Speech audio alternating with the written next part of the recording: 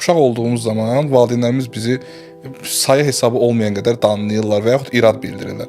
Niyə bəs biz onların üçünü, dördünü, ikisini, yəni o 10.000 danlağın içində müxtəlif şeylərdə, fərqli situasiyalarda fərqli danlaq və yaxud cəza metodları almışıq ki, hansı ki elə bir cəza metodu da olub ki, digər bu bizim o travma saydığımız, yadımızda qalandan daha ağır bir cəza belə olub.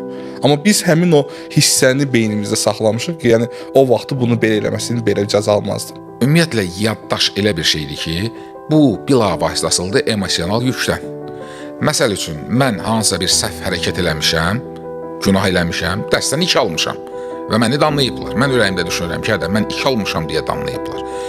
Bir də var ki, mənim heç bir günahım olmayan yerdə məni şərə salıblar və bunun üstündə danlanmışam. Bu zaman məndə emosional negativlik daha ağır olur və bu yadda qalacaq.